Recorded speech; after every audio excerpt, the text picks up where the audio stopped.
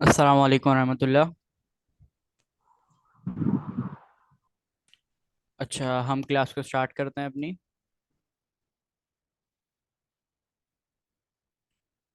मैं screen share कर रहा हूँ आप लोगों के साथ। और हमारा जो आज का टॉपिक है उस पर जाने से पहले मुझे आप लोग ये बताएं कि आप लोगों ने जो है प्रैक्टिस की है लास्ट क्लास की। फॉन्ट्स को अपने पास इम्प्लीमेंट करके देखा, इंपोर्ट करवा के देखा। और अलग अलग टाइप्स के फॉन्ट आप लोगों ने अपने कंप्यूटर में इंपोर्ट करवाए वीएस कोड में। किस किस ने करवा लिए?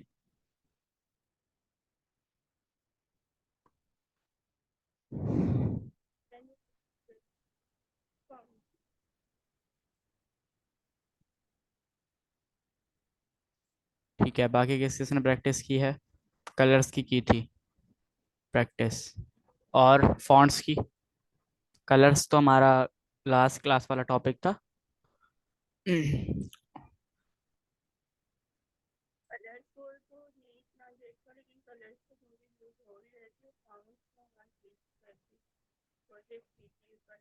आपकी आवाज़ बहुत ज़्यादा जो है स्लो आ रही है।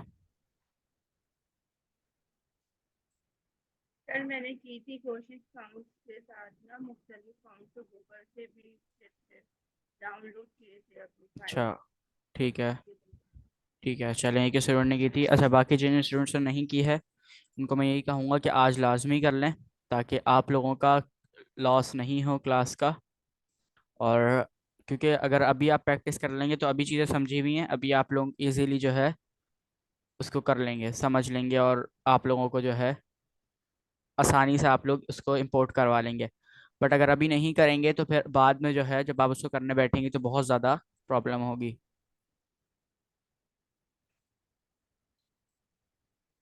ठीक है, मैंने अपने फोल्डर को ओपन विथ कोड कर लिया है। अच्छा, आज का जो हमारा टॉपिक है वो है कैस्केड एल्गोरिथम। और ये one of the most ask question जो आता है इंटरव्यू के अंदर, उसमें ये पूछा जाता है। और बहुत ज़्यादा इम्पॉर्टेंट टॉपिक है सीएसएस के अंदर। और अगर आप लोगों को ये समझ में आ जाता है तो आप लोगों को 50% सीएसएस समझ में आ जाएगी। तो आज का टॉपिक बहुत इम्पॉर्टेंट है। तो सब जो है आज बाकी ध्यान अपने दिमाग से निकाल लें और सिर्फ क्लास के ऊपर कंसंट्रेट करें, ताकि जो है आप लोगों को ये टॉपिक अच्छे से समझ में आ सके।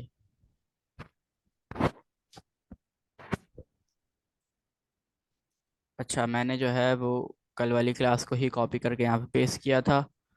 तो मैं यहाँ पे इसको हटा लेता हूँ और ये हटा लेता हूँ। ठीक है।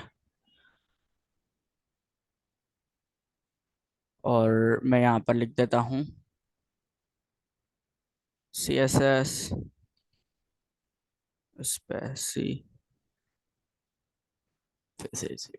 ठीक है, हमारा जो टॉपिक है आज का वो है सी एस एस स्पेसिफिसिटी। अच्छा, इसको स्पेसिफिसिटी भी कहते हैं। और जो बेसिकली कैस्केड एल्गोरिथम के अंदर ही जो है हमारी ये स्पेसिफिसिटी आती है। तो हम इसको अच्छी तरह देखते हैं आज कि ये बेसिकली क्या चीज़ें हैं और क्या है। बट जो सारा रोल होता है कैस्केड एल्गोरिथम के अंदर वो स्पेसिफिसिटी का ही होता है। तो इस वजह से मैंने यहाँ पर सी एस एस स्पेसिफिसिटी लिखी है। मैं सबसे पहले यहाँ पे एक काम करता हूँ, हेडिंग लगा लेता हूँ।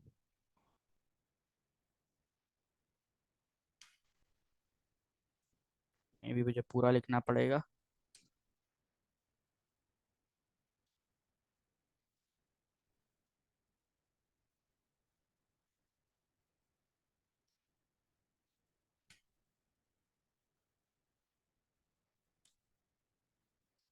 अच्छा, इसके अंदर मैं लिख लेता हूँ, उसके अंदर भी सी एस एस, या इसके अंदर कैस्केड एल्गोरिथम लिख लेते हैं, थोड़ा सा सही रहेगा।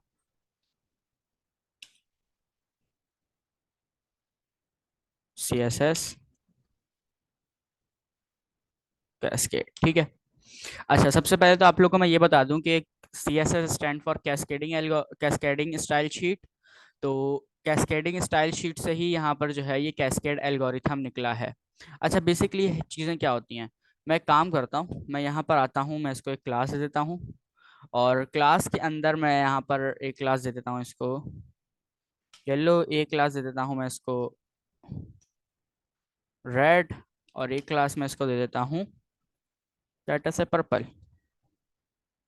उप्स, पर्पल, ठीक है। मैंने इसको यहाँ पर 3 क्लासेस दे दी। अच्छा, अब मैं यहाँ पर आता हूँ स्टाइलिंग के अंदर, और सबसे पहले मैं H1 को सिलेक्ट करूँगा। H1 को सिलेक्ट करने के बाद मैं इसको कलर दे देता हूँ।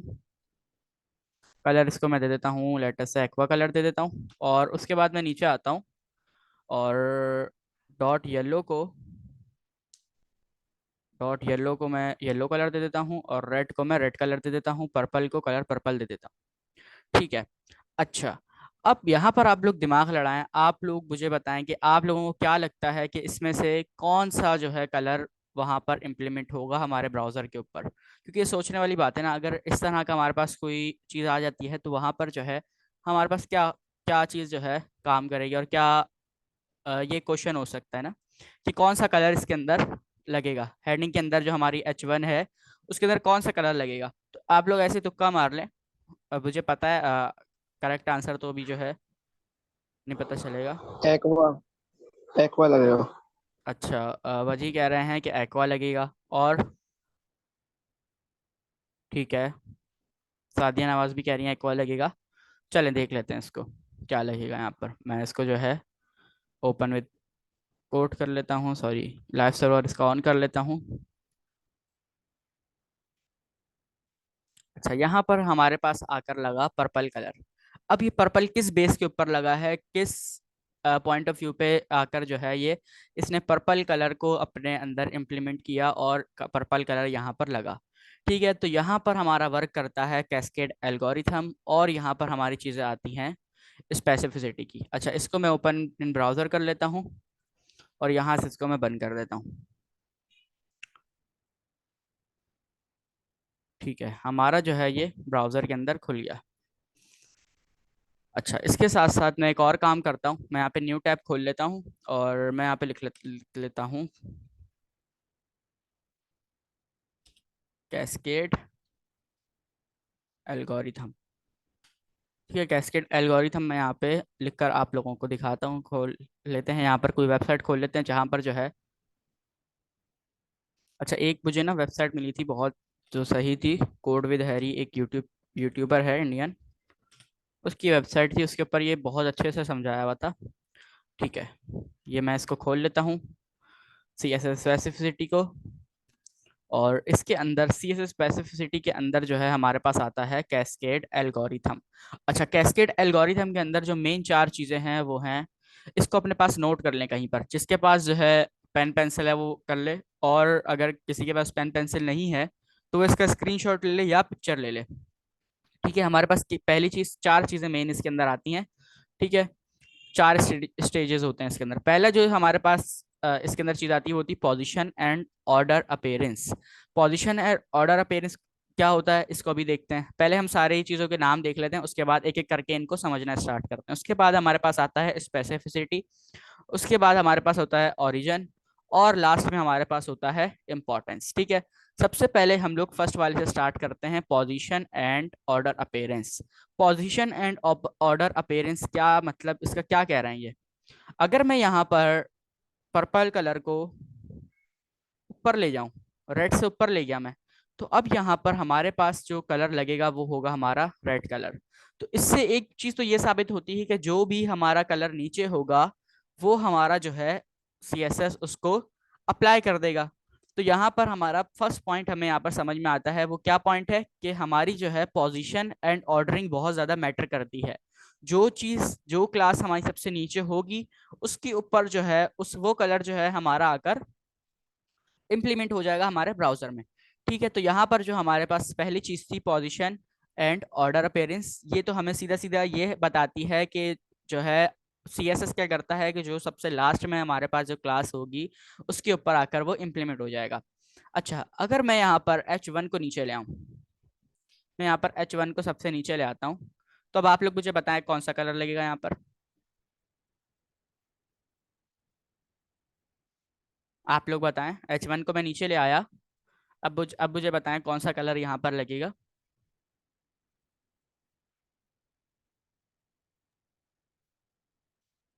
ठीक है, हम देख लेते हैं कौन सा कलर लगेगा। यहाँ पर अगर मैं आता हूँ तो यहाँ पर रेड कलर ही लगा हुआ है। तो क्या कोई मेरे कोड में प्रॉब्लम है? क्या कोई मेरा कोड मैंने कोई गलत लिख दिया? बिल्कुल भी ऐसा नहीं है, मैंने कोड बिल्कुल सही लिखा है। यहाँ पर वर्क करती है स्पेसिफिसिटी। और यहाँ पर अब क्या हो रहा है कि अब पोजीशन एंड ऑर्डर अपेयरेंस यहाँ पर काम नहीं कर रहा। अब वो क्यों काम नहीं कर रहा, उसको समझने के लिए हमें सेकंड पॉइंट समझना पड़ेगा। सेकंड पॉइंट क्या कहता है? Specificity an algorithm that determines which CSS selector has stronger match, strongest match. ठीक है, स्ट्रॉन्गेस्ट मैच मतलब कि किसको ज्यादा प्रायोरिटी देनी है, हमने कौन से ज्यादा प्रायोरिटी। इसको समझने के लिए मैं थोड़ा सा नीचे आ जाता हूँ, और अगर मैं नीचे आऊँ तो मुझे यहाँ पर ये देखें, ये मिल गया। Here you can color graded। ठीक है, यहाँ पर so the order specificity is, सबसे ज्यादा प्रायोरिटी जिसको मिलती है वो है हमारा इनलाइन स्टाइल। इनलाइन स्टाइल क्या होता है?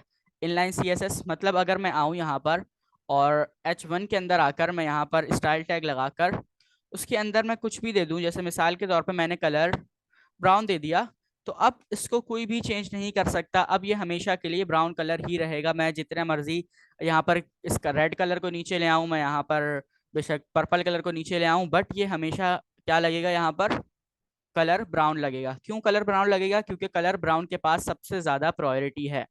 ठीक है, सबसे ज्यादा points colour inline inline CSS के अंदर है। ठीक है, इनलाइन सीएसएस हमारे पास सबसे ज्यादा प्रायोरिटी पे है। अच्छा, उसके बाद हमारे पास आता है आईडी सिलेक्टर। ठीक है, आईडी सिलेक्टर के पास इनलाइन सीएसएस के पास सबसे ज्यादा प्रायोरिटी है कि वो लगेगा। मतलब अगर मैं यहाँ पर आकर एक आईडी लगाता हूँ, मैं यहाँ पर आईडी लिख देता हूँ, आईडी के अंदर मैं लिख देता हूँ सीएसएस। ठीक है, सीएसएस लिख देते हैं या कैस्केड लिख देते हैं ताकि, ठीक है, मैंने इसको एक क्लास दे दी कैस्केड के नाम से, सॉरी, इसको मैंने एक आईडी दे दी कैस्केड के नाम से। अब मैं आता हूँ, अगर मैं इसको बीच में भी कहीं पर भी लगा दूंगा आकर, तो भी क्या होगा कि ये हमारे पास कैस्केड की जो हमारे पास जो इसके अंदर हम जो दे रहे हैं वो हमारे पास लग जाएगा। क्यों? क्योंकि आईडी के पास इनलाइन सीएसएस के पास सबसे ज्यादा प्रायोरिटी होती है। मैं यहाँ पर आकर अगर इसको कलर चॉकलेट कलर दे देता हूँ, तो अब देखें अगर मैं यहाँ पर आऊँ तो इसको मैं पेज को रिफ्रेश करूँ तो ये हमारे पास चॉकलेट कलर लग चुका है। ठीक है, तो इस तरह जो है हमारे पास, एक सेकेंड, ये कलर ब्राउन है या चॉकलेट कलर है? अच्छा, क्यों नहीं लगा? क्योंकि हमारे पास जो है ये ब्राउन कलर इनलाइन सीएसएस पहले से यूज हुई हुई है, तो सबसे ज्यादा प्रायोरिटी किस चीज की होती है? इनलाइन सीएसएस की। तो जब तक मैं इसको हटाऊंगा नहीं, जब तक कोई भी हमारे पास और यहाँ से सिलेक्टर्स वर्क नहीं करेंगे। तो मैंने जैसे इसको हटाया तो अब जो है यहाँ पर ये देखें, इसको जो है चॉकलेट कलर मिल चुका है। ठीक है, इसको चॉकलेट कलर मिल गया, हालांकि ये तो बीच में पड़ा हुआ है। तो यहाँ पर हमारे पास वर्क करती हैं स्पेसिफिसिटी, और जिसको ज्यादा प्रायोरिटी देनी होती है वो। अच्छा, आईडी सिलेक्टर के बाद हमारे पास जो सेकंड थर्ड नंबर पे आता है वो होता है क्लास सिलेक्टर और एट्रीब्यूट सिलेक्टर। अच्छा, एट्रीब्यूट सिलेक्टर मैंने आप लोगों को अभी तक नहीं बताया, तो अभी इसको देख लेते हैं। एट्रीब्यूट सिलेक्टर क्या होता है? एट्रीब्यूट सिलेक्टर वैसे हम लोग बिल्कुल भी यूज नहीं करते, बट पता होना चाहिए आप लोगों को। एट्रीब्यूट सिलेक्टर आज से तकरीबन 2 से 3 साल पहले यूज होते थे, जब हमारे पास क्लास सिलेक्टर्स इंट्रोड्यूस नहीं होते। तो उस टाइम हम लोग एट्रीब्यूट सिलेक्टर का यूज करते थे। एट्रीब्यूट सिलेक्टर के अंदर मैं क्या लिखता हूँ? एट्रीब्यूट सिलेक्टर के अंदर आके मैं लिखता हूँ कि डेटा एक्स जिसमें पड़ा हुआ है उसकी वैल्यू अगर ए है। अच्छा, मैंने यहाँ पे एक एट्रीब्यूट लगाया। एट्रीब्यूट मैंने क्या कहा? मैंने डेटा लिखा। डेटा लिखने के बाद मैंने यहाँ पर उसको एक्स का नाम दे दिया। ठीक है, एक्स का नाम दे दिया और एक्स को मैंने वैल्यू दे दी ए की। और अब मैं यहाँ पर आता हूँ, यहाँ पर आने के बाद मैं यहाँ पर लिखता हूँ, क्या लिखूंगा? अपना जो है मैं इसका नाम लिखूंगा। अच्छा, इसको लिखने के लिए ना हम यहाँ पर स्क्वायर ब्रैकेट्स का यूज करते हैं। जब भी हमें एट्रीब्यूट सिलेक्टर को कॉल करना होता है तो हम लोग क्या करते हैं? हम लोग स्क्वायर ब्रैकेट का यूज करते हैं, और इसके अंदर मैं आकर लिखूंगा जो मेरे एट्रीब्यूट का नाम है। तो यहाँ पर इसका नाम है, मैं कहूँगा कि डेटा एक्स यहाँ पर पड़ा हुआ है और उसकी वैल्यू ए है, उसको ले आओ और उसको जो है क्या कर दो, उसको कलर दे दो। कलर कौन सा दे दो? कलर कलर मैरून दे देते हैं। ठीक है, उसको कलर दे दो मैरून। अच्छा, अब यहाँ पर जो है मैं इस इनलाइन सीएसएस सॉरी इसको आईडी सिलेक्टर को फिलहाल के लिए कमेंट कर देता हूँ, क्योंकि इसके पास ज़्यादा प्रायोरिटी है। तो हमारे पास, मैं अगर यहाँ पर आता हूँ तो मैरून कलर यहाँ पर लग गया। ठीक है, मैरून कलर क्यों लगा? क्योंकि यहाँ पर जो है सबसे नीचे आ रहा है हमारा एट्रीब्यूट सिलेक्टर।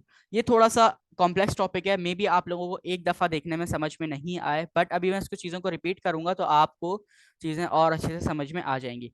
अच्छा, मैरून कलर क्यों लगा?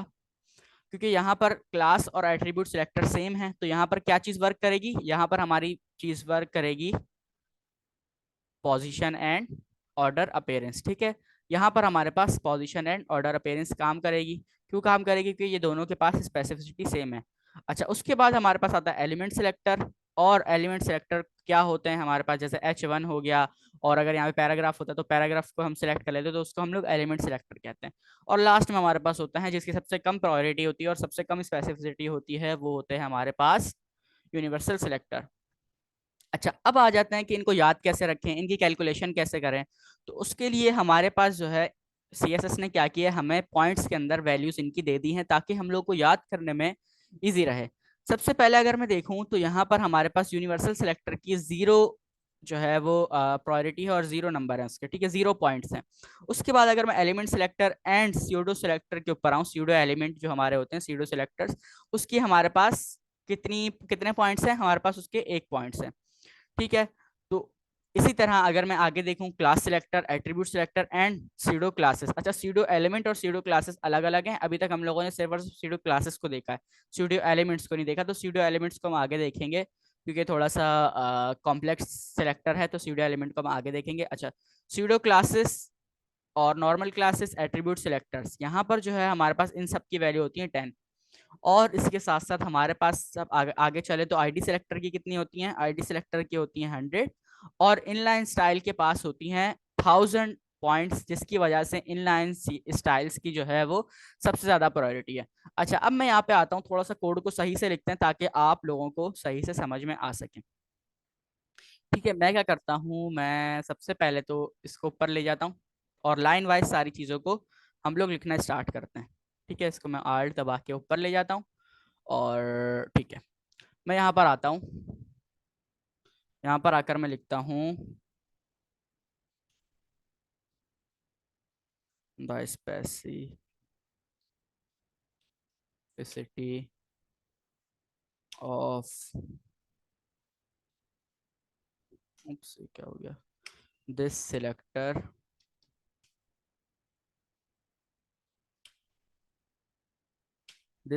इज, कितनी थी? एलिमेंट सिलेक्टर की थी हमारे पास 1।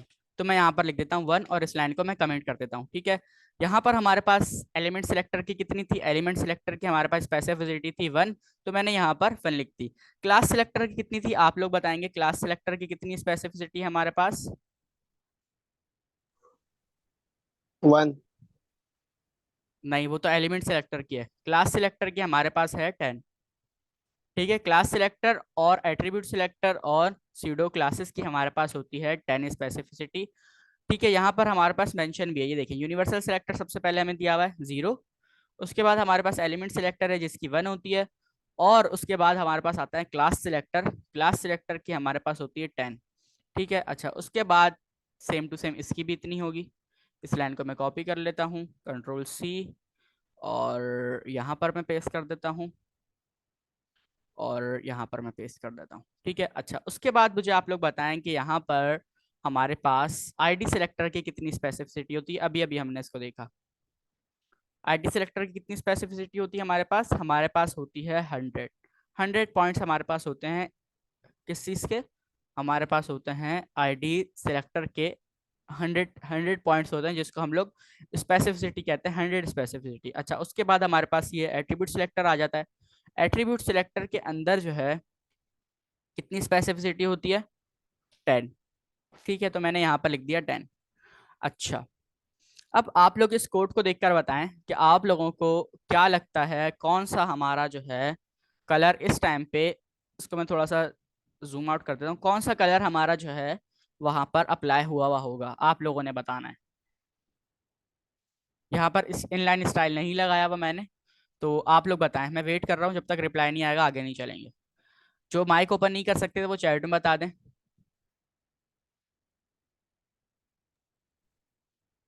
कौन सा यहाँ पर गलत बता दें, कोई मसला नहीं है। हम लोग यहाँ पे सब सीख रहे हैं, तो आप लोग तुक्का मार सकते हैं, आप लोग ट्राई कर सकते हैं, क्योंकि जब तक आप लोग अपना ये डर खत्म नहीं करेंगे ना कि सवाल नहीं पूछेंगे या आप लोग क्लास में पार्टिसिपेट नहीं करेंगे, तो आप लोगों के लिए चीज़ों को समझना दूसरों के मुकाबले ज़्यादा मुश्किल हो जाएंगी। जी। मैरून कलर लगेगा। कौन सा कलर लगेगा? आपको लग रहा है मैरून कलर लगेगा? ठीक है। जी।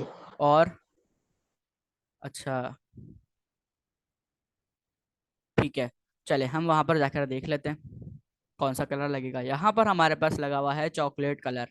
अच्छा, अब ये क्यों लगा? जैसा मैंने आप लोगों को बताया है, जिसके पास सबसे ज्यादा स्पेसिफिसिटी होगी, जिसके पास सबसे ज्यादा पॉइंट्स होंगे, वो ही जो है यहाँ पर आकर इम्प्लीमेंट होगा और लगेगा। तो यहाँ पर अगर मैं देखूँ तो यहाँ पर मेरे पास सबसे ज्यादा पॉइंट्स इस पूरे के अंदर किसके पास हैं? यहाँ पर आईडी सिलेक्टर के पास। तो आईडी सिलेक्टर के पास सबसे ज्यादा पॉइंट्स हैं, तो इसलिए जो है ये हमारे पास इम्प्लीमेंट हो जाएगा क्रोम में। ठीक है, तो इस वजह से जिसके पास सबसे ज्यादा हमारे पास जो है पॉइंट्स होते हैं, स्पेसिफिसिटी सबसे ज्यादा होती है, वही हमारे पास आकर इम्प्लीमेंट हो जाता है। किसी का कोई सवाल यहाँ तक?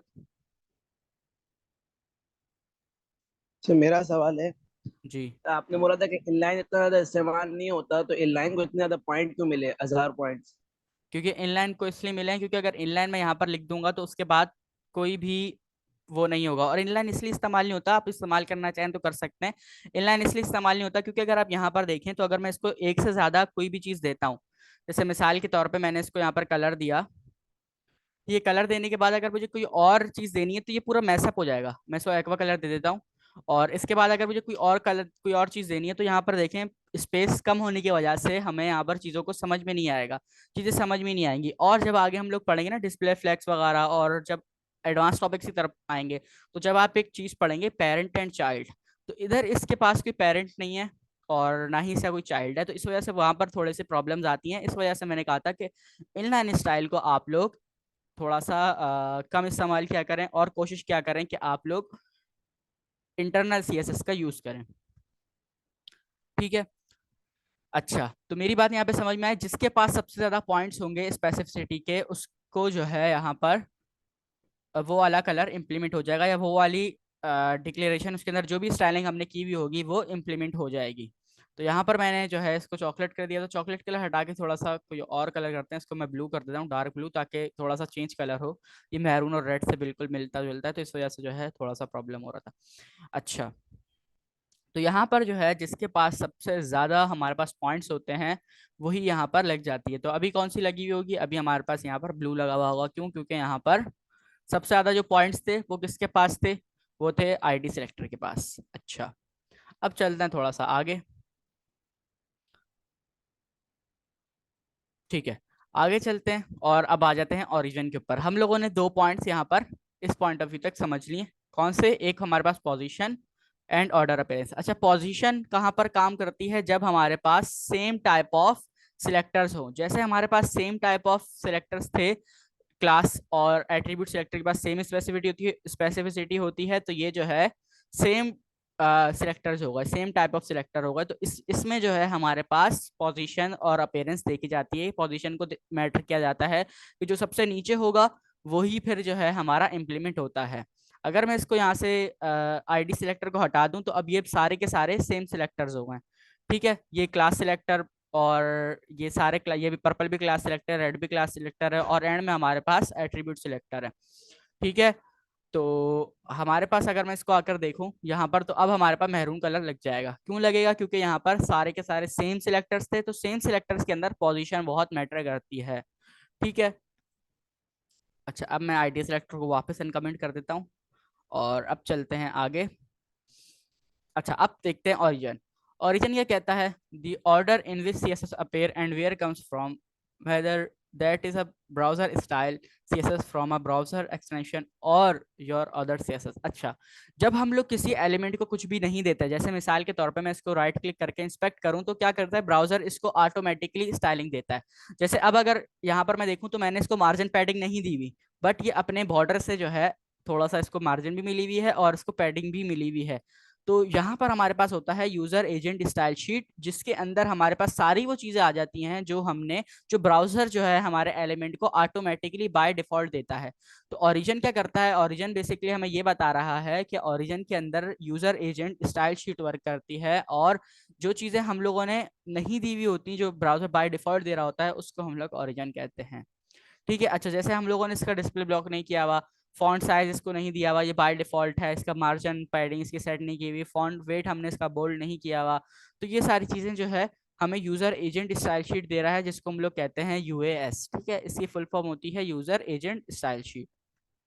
अच्छा, तो ये होता है हमारे पास ओरिजिन। जो बाय डिफॉल्ट चीजें आती हैं बस उसको हम लोग कहते हैं ओरिजिन। या हमारे पास कोई अगर क्रोम के एक्सटेंशन, जैसे मेरे पास यहाँ पे एक्सटेंशन हैं, तो अगर इस तरह की हमारे पास कोई एक्सटेंशन होती है, तो अगर उसके अंदर कोई स्टाइलिंग की चीज होती है तो वो हमारे पास इम्प्लीमेंट हो जाती है। अच्छा, उसके बाद आ जाते हैं इंपॉर्टेंस के अंदर। इंपॉर्टेंस क्या चीज़ है? अगर मैं थोड़ा सा स्क्रॉल करूं तो मुझे यहाँ पर इंपॉर्टेंस की हेडिंग अभी नजर आई थी, ये रही। इंपॉर्टेंस क्या करता है? इंपॉर्टेंस हमें ये कहता है, इंपॉर्टेंस के पास सबसे पहले ये देख लेते हैं कितने पॉइंट्स हैं। इंपॉर्टेंस के पास है यहाँ पर 10,000 पॉइंट्स। मतलब इंपॉर्टेंस का जहाँ पर हमने कीवर्ड यूज कर लिया, मतलब हमने कह दिया कि इसके बाद बात ही खत्म, इसके बाद बात ही नहीं हो सकती। ठीक है, इंपॉर्टेंस का ये मानना है। अच्छा, सबसे कम यहाँ पे स्पेसिफिसिटी किसकी है? यहाँ पर सबसे कम स्पेसिफिसिटी है, अगर मैं शुरू से देखना शुरू करूँ तो यहाँ पे इसके बाद 1 है, फिर 10 10 10 100, फिर 10 10।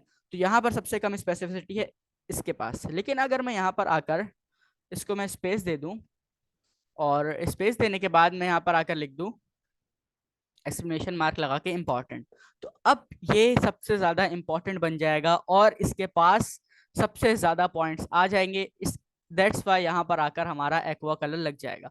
इंपॉर्टेंट लिखने का मतलब है कि इंपॉर्टेंट यहाँ पर मैंने लिख दिया, उसके बाद बात ही खत्म, कोई उसके आगे बात हो ही नहीं सकती। ठीक है, ये हमारा स्टाइल टैग को भी, जो हमारा इनलाइन सीएसएस है, उसको भी बीट कर देता है, क्योंकि इनलाइन सीएसएस के पास कितने पॉइंट होते हैं? 1000 पॉइंट्स। और इंपॉर्टेंस के पास हैं कितने पॉइंट्स हैं? इंपॉर्टेंस के पास, हमारे पास इंपॉर्टेंस के पास पॉइंट्स हैं 10,000। तो दैट्स वाई जो है यहाँ पर हमारा सारी चीज़ों को कर देता है। अगर मैं यहाँ पे हेडिंग के अंदर लिखूं स्टाइल, और इसको मैं कलर दे दूं, कलर दे देते हैं इसको ब्लू वायलेट, तो यहाँ पर जो है ब्लू वायलेट हमारा कलर नहीं लगेगा, और कौन सा कलर लगेगा? हमारे पास एक्वा ही रहेगा, क्योंकि एक्वा के पास, सॉरी, इंपॉर्टेंस के पास सबसे ज्यादा पॉइंट्स है 10,000, तो ये हमारे पास इन स्टाइल टैग को भी बीट कर रहा है। ठीक है।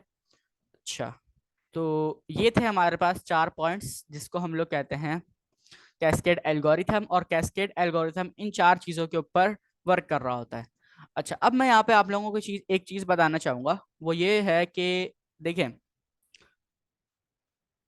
हम लोगों को इतनी चीजें यूज ही क्यों करनी है?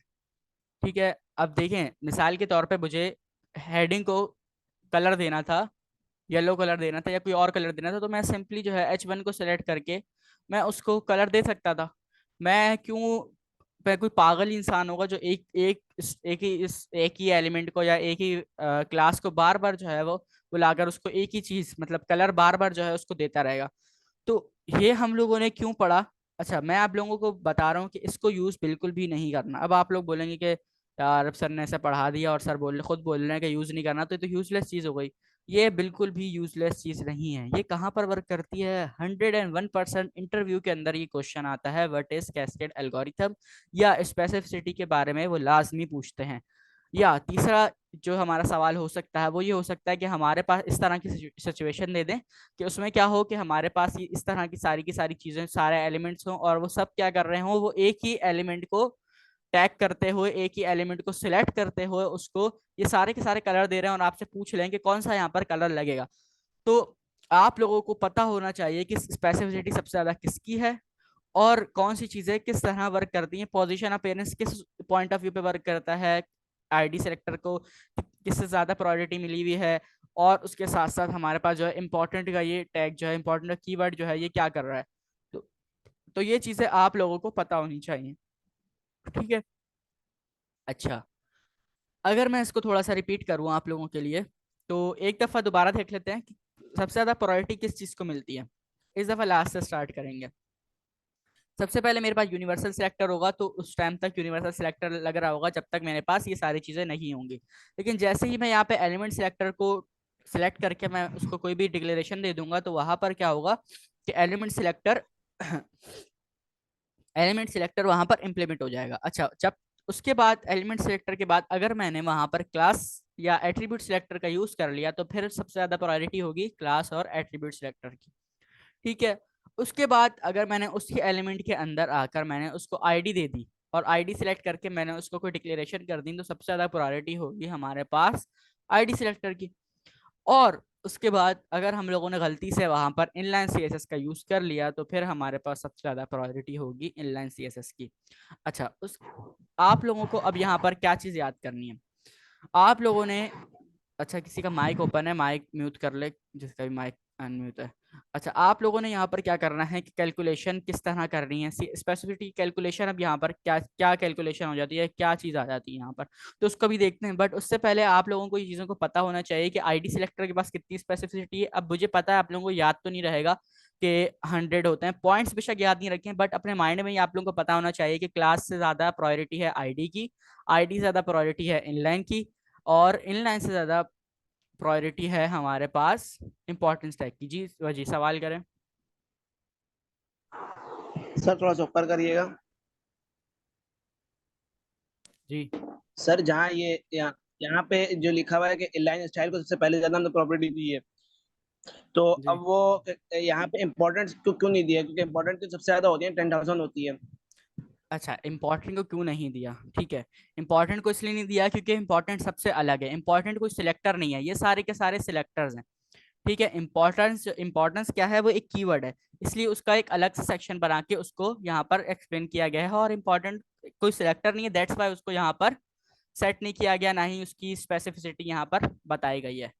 ठीक है, तो जो जो सिलेक्टर्स हैं हमारे पास, बस उसी को यहाँ पर ऐड किया गया है। अच्छा क्वेश्चन था आपका। ठीक है। अच्छा, अब हम चलते हैं थोड़ा सा आगे और थोड़ा सा और डिटेल में स्पेसिफिसिटी को पढ़ते हैं। मैं इसको थोड़ा सा जूम कर लेता हूँ। ठीक है, और थोड़ा सा इसको और डिटेल में देखते हैं। अच्छा, मैं अगर यहाँ पर आऊँ और पर्पल कलर के पास आकर मैं इसको दे दूँ, फिलहाल के लिए अभी मैं इसको हट हम कमेंट कर रहा हूँ, और इम्पोर्टेंट वाले को भी मैं कमेंट कर रहा हूँ। ठीक है, क्योंकि मैं चाहता हूँ कि अभी हम लोग थोड़ा सा इसके साथ रहें। अच्छा, जो मैंने कमेंट की हुई है ना चीज़ें, उनको मैं ऊपर ले जाता हूँ क्योंकि बहुत ज़्यादा मैशअप हो रहा है सब कुछ। तो मैं इसको आता हूँ और मैं इसको ऊपर ले जाता हूँ। ठीक है, मैं इसको यहाँ पे रख देता हूँ। अच्छा, और इसको भी हटा देते हैं फिलहाल के लिए। ठीक है, तो अब देखते हैं यहाँ पर कि मैं आप लोगों को क्या बताना चाह रहा हूँ। मैं अगर आऊँ और यहाँ पर आकर मैं लिख दूँ H1। ठीक है, अब मैं यहाँ पर क्या कह रहा हूँ, इस सिलेक्टर को मैंने क्या कहा है, मैंने कहा है कि जो H1 के अंदर जो क्लास है पर्पल, उसको क्या करो, उसको कलर दे दो पर्पल। तो ये भी एक हमारे पास होता है सिलेक्टिंग का तरीका, इसको हम लोग कहते हैं मल्टीपल सिलेक्टर्स, एक टाइम पे मल्टीपल सिलेक्टर को सिलेक्ट करना। तो अब इसकी जो स्पेसिफिसिटी है वो बढ़कर कितनी हो गई है, इसकी बढ़कर हो गई है 11। 11 कैसे हो गई इसकी, एक इसके पास आ रहा है एलिमेंट सिलेक्टर का पॉइंट, और बाकी जो 10 पॉइंट हैं वो इसके आ रहे हैं क्लास स्पेसिफिसिटी की वजह से। ठीक है, क्लास सिलेक्टर की वजह से इसके पास 10 पॉइंट आ रहे हैं, और एक पॉइंट आ रहा है इसके पास एलिमेंट सिलेक्टर का। तो इस तरह जो है इसके पास कितने हो गए, 11 पॉइंट्स। और इस वजह से यहाँ पर सबसे ज्यादा जिसकी प्रायोरिटी हो रही थी, जिसके पास सबसे ज्यादा पॉइंट्स हो रहे थे, वो यहाँ पर आकर इंप्लीमेंट हो गए। बट मैं फिर कहूंगा कि आप लोगों को क्या ही जरूरत है कि आप इतने ज्यादा को आकर करें। आप लोगों ने सिंपली इसको कलर देना है तो आप इसको एक क्लास दे दें, या आप एलिमेंट सेलेक्टर का यूज करके उसको जो है आप लोग ऐड कर लें अपने पास, उसको इम्प्लीमेंट कर लें। अच्छा, अब ये हम लोगों ने क्यों पढ़ा और इसको क्यों जो है इतनी इंपॉर्टेंस दी जाती है, इसलिए दी जाती है जैसे मैंने कल वाली क्लास में बताया था कि वेब डिज़ाइनर जो है आपको एक डिज़ाइन बनाकर देता है, या आप किसी कंपनी के साथ काम करते हैं और कंपनी आपको एक कोड भेजती है, HTML जैसा कोड भेजती है कंपनी, और कहती है इस कोड के अंदर से बग ढूंढो या इस कोड के अंदर से एरर ढूंढो जो यूं शो नहीं हो रहा है। अब देखिए, यूं शो नहीं हो रहा, अगर मैं चाह रहा हूँ रेड इसको लगाना, तो अगर आप लोग स्पेसिफिसिटी को नहीं देखेंगे तो आप लोग परेशान हो जाएंगे कि लो लग क्यों नहीं रहा है यहाँ पर रेड कलर।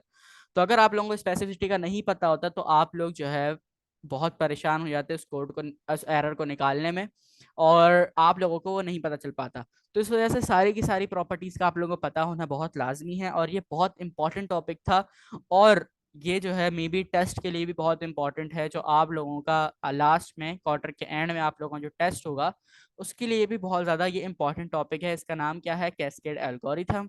और आप लोगों को इसके बारे में, इसके चारों पॉइंट्स के नाम याद होने चाहिए, पता होना चाहिए। जैसे ही आपसे आपसे कोई पूछे कैस्केड एल्गोरिथम क्या होता है, आप लोगों को पता होना चाहिए कि उसके अंदर चार चीज़ें आती हैं। कौन कौन सी चार चीज़ें आती हैं? Position and order order appearance, दूसरी हमारे पास होती है स्पेसिफिसिटी, तीसरी हमारे पास होती है ओरिजिन, और लास्ट में हमारे पास होती है इंपॉर्टेंस। ठीक है, तो जैसे मुझे ये चारों की चारों याद हैं, इसी तरह आप लोगों ने इसको याद करके रखना है, अपने पता होना चाहिए। ठीक है, और ये भी चीज़ पता होनी चाहिए कि सबसे ज़्यादा प्रायोरिटी किस चीज़ को दी जाती है, क्लास सेलेक्टर को या आईडी सेलेक्टर को, ठीक है, या एट्रीब्यूट सेलेक्टर को। तो ये चीज़ें आप लोगों को पता होनी चाहिए। ठीक है, किसी का कोई सवाल?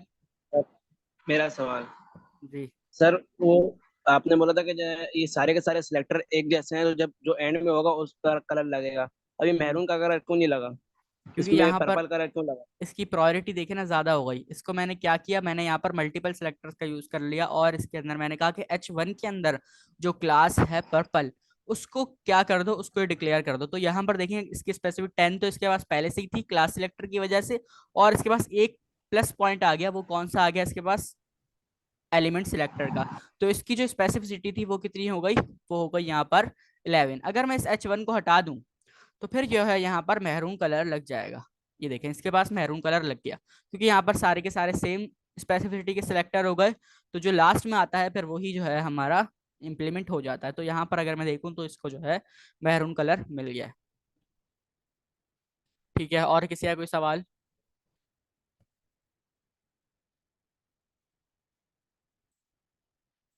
चलें, ठीक है, इंशाल्लाह फिर आप लोगों से मिलते हैं नेक्स्ट क्लास में।